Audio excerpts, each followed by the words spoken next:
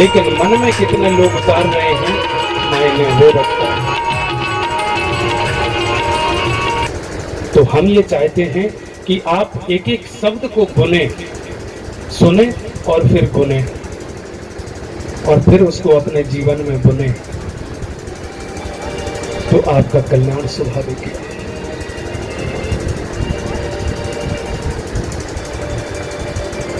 तो कहते हैं कि श्रीमद् भागवत कथा जब सुखदेव जी परीक्षित को सुनाने लगे तो वहां पर देवता अमृत का कलश लेकर के आए और कहने लगे कि परीक्षित को 7 दिन में मरने का श्राप लगा है, तुम इनको ये अमृत पिला दो, अमर हो जाएंगे, मरेंगे ही नहीं, चाहे कोई 100 तक्षक खावे जाए। और बोले कि श्रीमद् भागवत कथा जो है वो हमें सुना दो।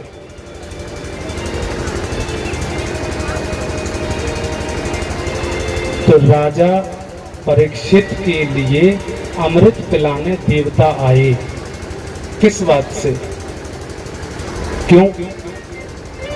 सुर माने देवता, नर मनुष्य, ठीक, और मुनि तपस्या करने वाले साधु। सुर नर मुनि सबकी यह रीति, और स्वार्थ लाग करें सब प्रीति। आप मुझे बताइए कि देवता क्यों आए स्वर्ग से भाई परीक्षित को अमृत देने? ऐसा कौन सा काम कर दिया इन्होंने?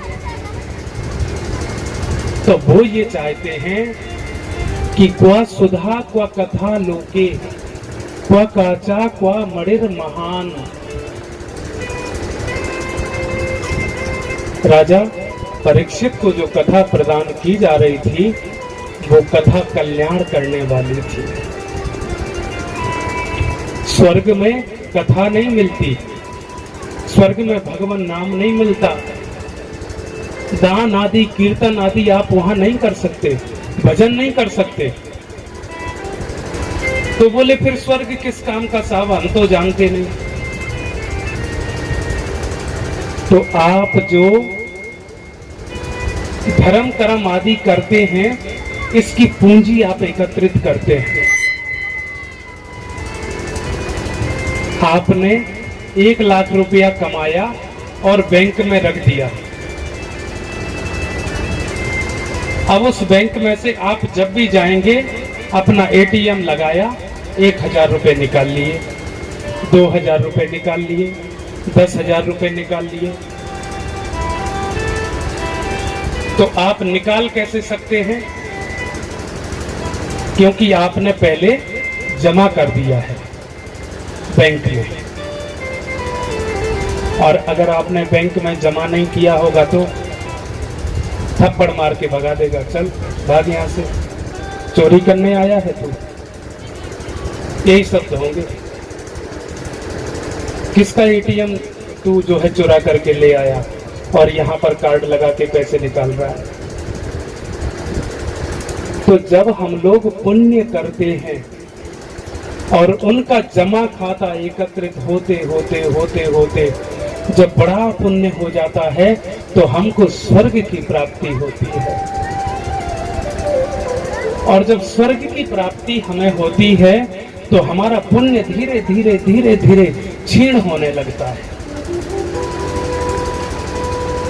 जैसे आप 1 लाख रुपए रखे और फिर उसको रोजाना निकालते रहे तो एक समय आएगा कि वो खत्म हो जाएगा। ऐसे ही जब तक आप स्वर्ग में रहेंगे, जब तक आपके पुण्य आपके पास है, अच्छे काम आपके पास है, आपके अच्छे काम खत्म, आप वहां से सीधे नीचे। तो स्वर्ग की ये व्यवस्था है। और जो श्रीमद् भागवत कथा सुन के अपना जीवन सफल करके गोलोक धाम में जाते हैं वो निरंतर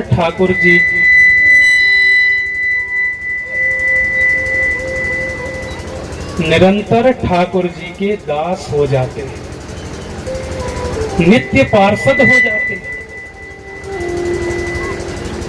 तो वो जो नित्य पार्षद यदि होना है तो श्रीमद् भागवत कथा का रसपान करना पड़ेगा, क्योंकि ये कथा स्वर्ग में नहीं है। तो ये सौभाग्य आपको यहाँ प्राप्त हो सकता है। तो स्वर्ग से देवता लोग अमृत देके आए। अमृत कितना महंगा है आप समझ सकते हैं। आम आदमी को तो प्राप्ति हो ही नहीं सकती। लेकिन हाँ, अमृत के साथ याद आया कि सभी की नाभि में अमृत होता है। सिर्फ रावण की नाभि में अमृत नहीं था, आपकी नाभि में भी अमृत है। लेकिन बस बात वही है कि जागृत कैसे किया जाए, ना हमको पता है, ना हमें किसी ने सुनाया, और ना हम उसके बारे में सुनना चाहते। और सबसे बड़ा पागलपन तो ये है कि व्यक्ति को पता है कि हम आए हैं तो जाना हमारा सुनिश्चित है, फिर भी वो उससे वंचित है, उसको भूल गया कि साहब कैसी बात कर दी। सालों तक उसको याद ही नहीं रहता है कि मरना भी मुझे जरूरी है। इस पृथ्वी पर जो भी आया है वो जाएगा सुनिश्चित। तो बताइए, अच्छे कार्य करके जाना चाहिए कि गलत कार्य करके जाना चाहिए? जाने के साथ साथ जब यात्रा निकलती है ना, तो पीछे वाले कहते हैं कि राम नाम सत्य है और सत्य बोलो गत्य है। उन्हीं लोगों में पीछे बात होती जाती है कि अरे बढ़िया मर गो यार, जी बड़ो सताए हो जाने, पूरी समाज को जाने तहस नहस करके धर दिया या पूरा परिवार बिगाड़ दियो यार। कहते हैं कोई को भलो न कियो आज तक यार, तमाम चोर हो। और कोई महापुरुष जाए तो उसके पीछे क्या कहते हुए चलते हैं, अरे राम राम राम, कितना बढ़िया आदमी हो, हर आदमी की हेल्प करता हो।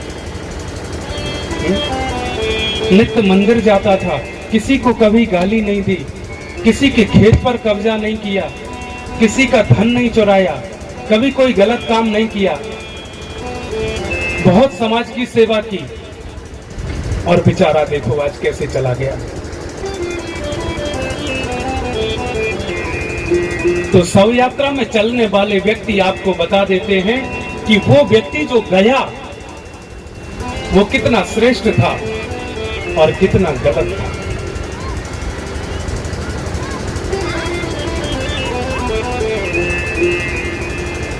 तो कहने का भाव ये है कि अपने आप को श्रेष्ठ बनाओ, वो आपके लिए है। आप बहाना बनाओगे तो अपने आप पतन के रास्ते पर जाओगे। आपसे कहा कि भैया थोड़ा सा पढ़ लो, आपने कहा ना मुझे तो नींद आ रही है, मेरी तबीयत खराब है रही है, मैं ना पढ़ूंगा। तो आपने अपने माँ बाप को ये कहकर कि कह दिया कि मैं नहीं पढ़ पाऊंगा, मुझे नींद आ रही है या तबीयत खराब हो रही है। माँ बाप को तो मर जाना है एक दिन, लेकिन तुमने आज जो लॉस कर दिया अपना, वो तुमको ही भरना पड़ेगा। और आज यदि माँ बाप ने कहा कि बेटा पढ़ाई कर लो और तुमने पढ़ाई कर ली, तो इससे तुम्हारा भविष्य उज्जवल होगा। और जब भविष्य उज्जवल होगा तो सारी सुविधाएं तुम्हारे पास होंगी।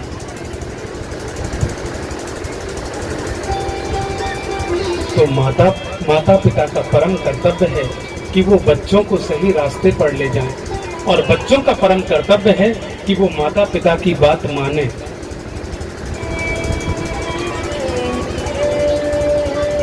तो सुखदेव जी हंसने लगे देवताओं को देख करके और बोले कि क्वा कथा क्वा सुधा लोके।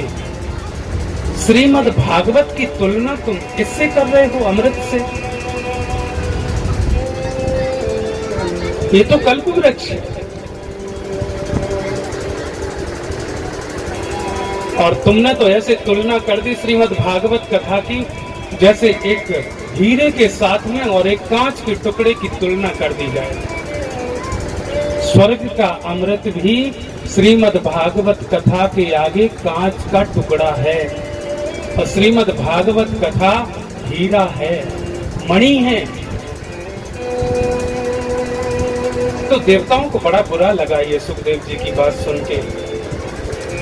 जाकर के ब्रह्मा जी के पास जाकर के बोले कि साहब हम तो बड़े गुस्सा हैं, नाराज हैं। बोले किससे? बोले सुखदेव जी से। बोले क्यों?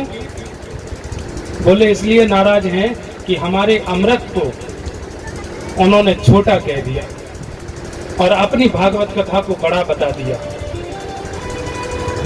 वो कर रहे हैं, इसका मतलब ये थोड़ी है कि कथा बड़ी है। तो लघुन निन्यानि जातानि गौरवेण इदम महत्। ब्रह्मा जी ने सभी ग्रंथों को लिया और एक साइड में रख दिया, अमृत को रख दिया, तमाम संपत्ति रख दी, और दूसरी तरफ श्रीमद् भागवत रख दी। तो भागवत जी का पलड़ा भारी हो गया और सभी वेद शास्त्र उठ करके ऐसे हो गए। तो पुरा धाता भी विस्मिता।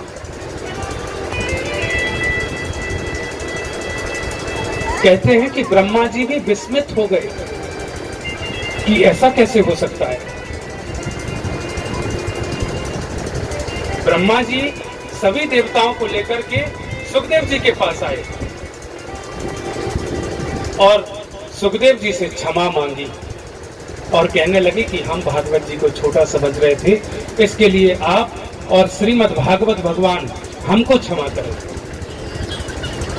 और आप जो सुना रहे हैं आप सुनाइए। देवता अगर सुनना चाहें तो राजा परीक्षित के पीछे बैठ जाएं और सुने। तो देवताओं ने भी परीक्षित जी के पीछे बैठ करके श्रीमद् भागवत कथा का पान किया। ऐसी श्रीमद् भागवत कथा का आयोजन हम और आप लोगों को सुलभ हो रहा है। इसके बावजूद भी हम यदि न सुन पाए और न अपने जीवन में उतार पाए तो बेकार है। ये श्रीमद् भागवत के महात्म की कथा है। तो इनका महत्व ऐसा है। एक बार की बात है कि नारद जी जा रहे थे, तो जब वो वृंदावन से होते हुए निकले तो दो पुत्रों के साथ एक माता बैठी हुई थी, और आप सोचिए कि माता जवान और पुत्र बूढ़े, ऐसा कभी हो सकता है? लेकिन माता भक्ति के साथ ऐसा हुआ। श्रीधाम वृंदावन में यमुना किनारे नारद जी जा रहे थे, तो भक्ति ने कहा कि भो साधु क्षणं तिष्ठ मच्चिंता मपि नाशया।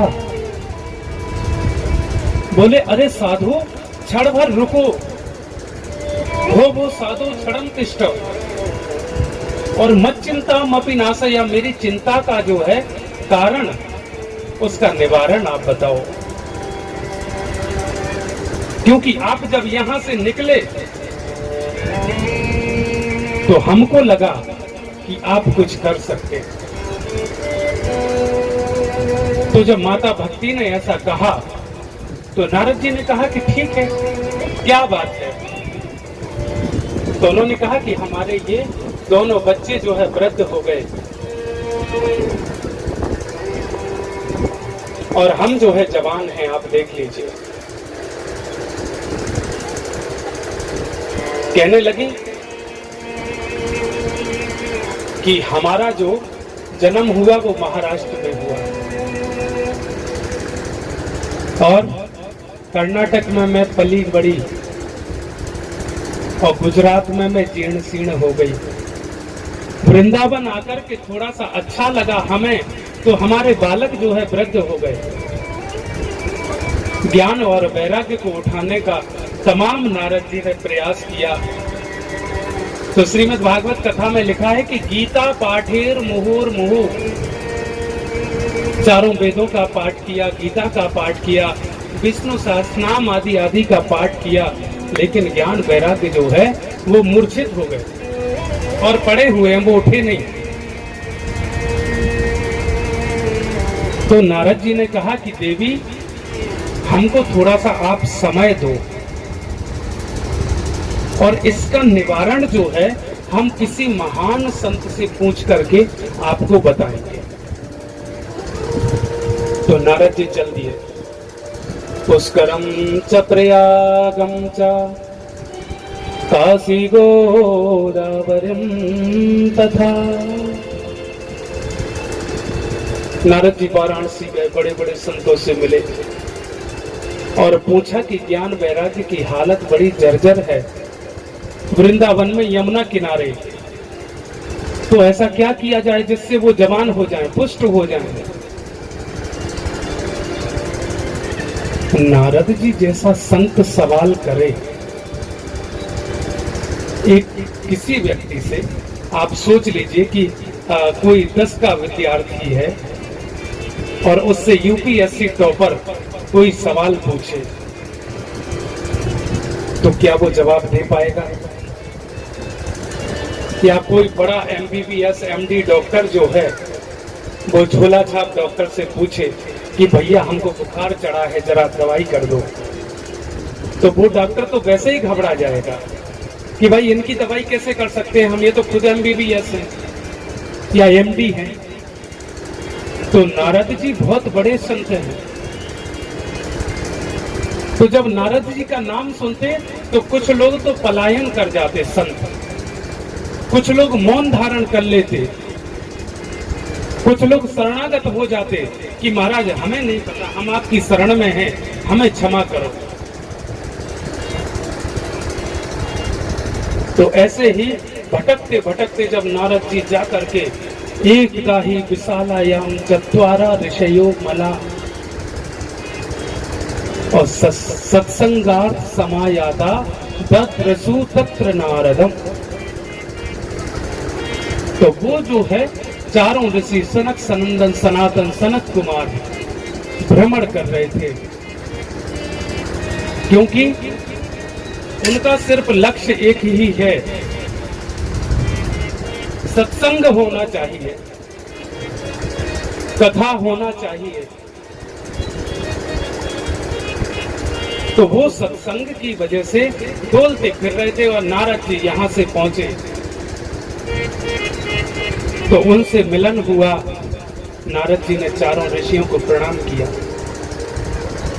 सनक सनंदन सनातन सनत कुमार जो है वो बद्रिक आश्रम में ही रहते हैं, वो नीचे नहीं आते उससे, और 24 घंटे हरिश शरणम हरिश शरणम हरिश शरणम का जाप करते रहते। और उनकी एनर्जी इतनी, उनकी तपस्या का प्रभाव इतना कि जाकर के भगवान नारायण के दर्शन करने के लिए पहुंचे तो जय विजय पार्षदों ने उनको रोक दिया कि प्रभु अभी भोग लगा रहे हैं, अभी आप नहीं जा सकते। तो उन्होंने श्राप दे दिया कि जाओ 3 जन्म तक राक्षस हो जाओ। तो रावण और कुंभकर्ण, कंस, शिशुपाल और दंतवक्र, ये जो है 3 प्रकार के राक्षस जय और विजय बने। इतना बड़ा पावर कि भगवान की जो नित्य पार्षद है, भगवान के सानिध्य रहने वाले व्यक्ति को भी वो श्राप दे सकते हैं। तो इतना पावर कैसे इकट्ठा किया जा सकता है? सिर्फ भगवान नाम से, भगवान की भक्ति से। ऐसे वो चारों भैया घूम रहे थे और नारद जी की जाकर के उनसे भेंट हो गई। तो नारद जी ने कहा कि महाराज एक बड़ी बुरी स्थिति है और भक्ति महारानी ज्ञान वैराग्य अपने दोनों पुत्रों को लेकर के यमुना जी के किनारे बैठी हुई हैं और ज्ञान वैराग्य जो है वृद्ध हो गए, बूढ़े हो गए, और माता उनकी जो है जवान है। तो उन दोनों पुत्रों को जीवित कैसे किया जाए या उनकी मूर्छा कैसे हटाई जाए, आप हमको कुछ दिशा निर्देशन दीजिए।